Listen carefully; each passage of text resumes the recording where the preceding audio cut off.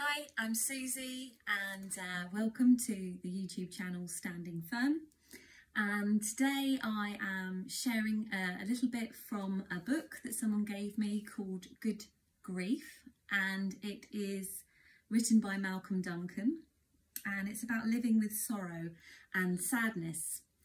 And someone gave it to me after my dad died suddenly of COVID, and as I was just preparing to do this recording, I saw the picture that I have hanging of him and me in my bedroom, and just once again just hit by a sense of loss so much that I felt physically sick. I think for me, part of that is the fact that he had to go into hospital on his own and we weren't able to visit him. And at that time, even other members of the staff, friends who worked in the hospital, weren't able to go to where he was. We couldn't even get the chaplain to be allowed to go see him. And I just, you know, that thought that he was going through all that and that we couldn't be there with him is just overwhelming. And if I didn't have a faith, I don't know how I would resolve that, because in my heart immediately the response to that is, but you know, thank God you were there. Thank God you were there with him, and that is his promise. I will never leave you, I will never forsake you. So for me, that is a comfort. We all experience different kinds of grief at different times. I suppose my dad's is one of those griefs that's come unexpectedly. He was only 59.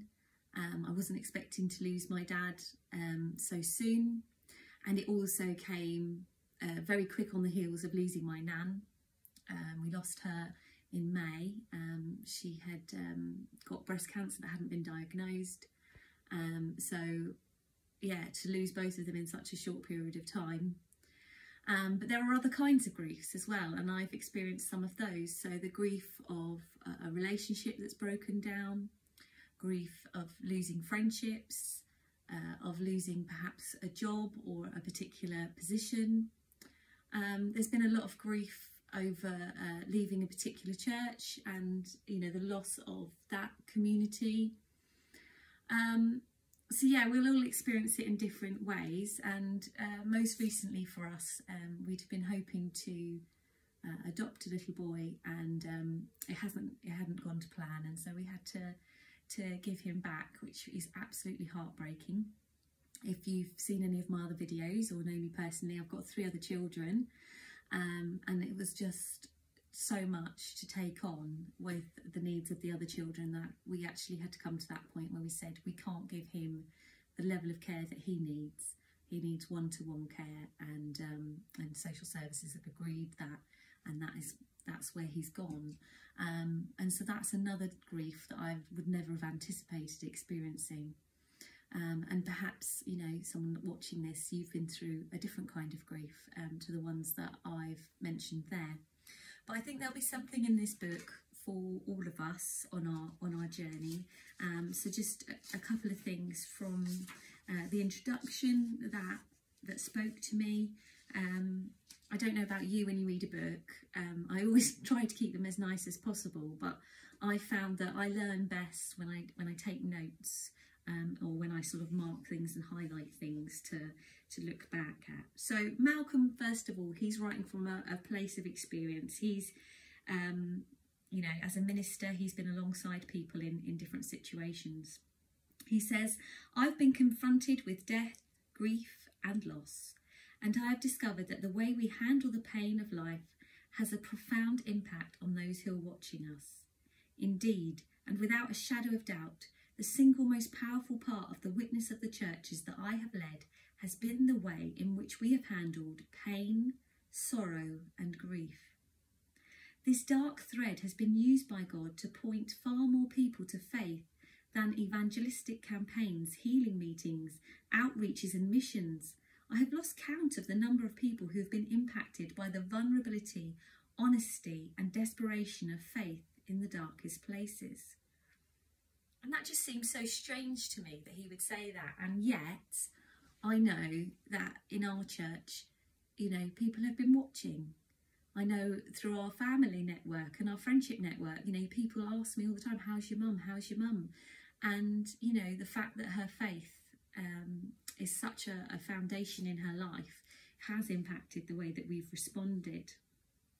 He says, suffering and sorrow are an unavoidable part of life, and therefore are an unavoidable part of faith, because trust in Christ is never exercised in a sterile vacuum.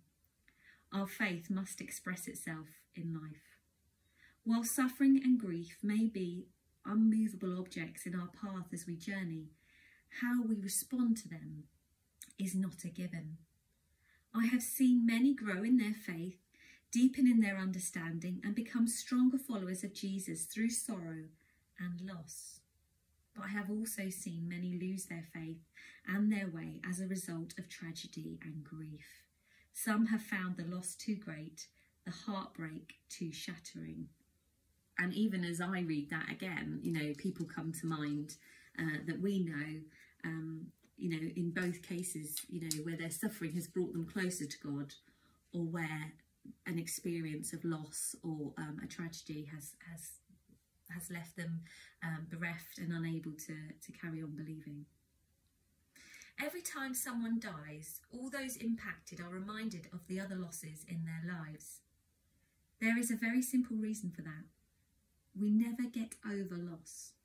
The idea that we should is ridiculous. We learn to live with it. We learn to walk through it. We learn to acknowledge it, but we never get over it. I think that is just so resoundingly true of all the kinds of loss I can consider in my life. I feel like grief and loss is like an amputation sometimes, isn't it? You know, when you lose somebody, it's like losing a part of your body. You know, if you'd been relying on them and they're no longer there, you're going to always feel that, and you may adapt and how you cope, your different strategies, but you'll always be aware of that. The world flows on around me. The universe does not stop when I grieve. I struggle with that sometimes. I totally understand what he's saying there. You know, it is a funny thing, isn't it? Because obviously people will be responsive in the early days of a grief. You get the cards and messages, people drop around flowers perhaps, or a meal. And then there's the funeral where, on a general, if it's not COVID, people can come together and share a time of celebration of that person's life. But then other people, you know, they get on with their day-to-day lives. Everything else carries on. But for the people who are experiencing the grief personally, where it's close to them, you know, it's something that's still very much alive. And it's odd in some ways, isn't it, that the world carries on. So the book, he says, this is a journal of my personal journey through grief and how God has carried me. It's not a diary of death or a show and tell story of sadness and losses of my family. This is the story of how God has led me, not how he's led others. These are the lessons that I believe God, in his graciousness and mercy, has taught me through the years. He says, I write as a victim of sorrow and loss, but I also write as someone who has known and continues to know the victory of God in grief, sorrow and loss. And I am not over it, because I never will be. Yet I am not defined by my losses. I am being refined by them. He goes on to say, grief made me unable to think straight for months. A fog descended that would not lift. There were times when I felt utterly alone and forsaken, and at one stage the trauma I was experiencing meant that I could not remember very much.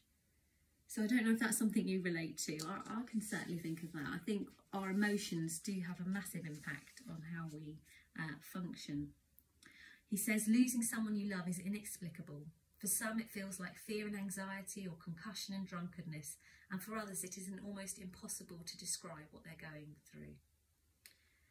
So we need to be kind to ourselves as we walk on this journey. And I hope you will want to watch the rest of the series as we go through this book. But he ends the introduction with a poem which I found really powerful. Do not hurry as you walk with grief. It does not help the journey. Walk slowly, pausing often. Do not hurry as you walk with grief. Do not be disturbed by memories that come unbidden. Swiftly forgive and let Christ speak for you unspoken words. Unfinished conversation will be resolved in him. Be not disturbed. Be gentle with the one who walks with grief. If it is you, be gentle with yourself. Swiftly forgive, walk slowly, pausing often. Take time, be gentle as you walk with grief. So you may want to purchase this book so that you can read it yourself, or you might just be happy to kind of hear some of the highlights from each chapter through this series. If you do want to get in touch to let me know what you're going through, any responses to what I've shared, I'd love to hear from you, and I'm more than happy to take a few moments to pray with you. So do, like I say, you know, I'd love to walk this journey together. It's not an easy thing to do. I'm not sure what God's going to do through this journey and what's going to come out of it, but I've always felt called to live my life out loud, and this is a journey that I'm walking, and I hope and pray that like he said here, actually, it will be a witness to people around me, and the same for you, that our faith will be strengthened, that we will draw closer to God in our grief, and that other people will be led to him. So thank you for joining me, and I will see you again soon.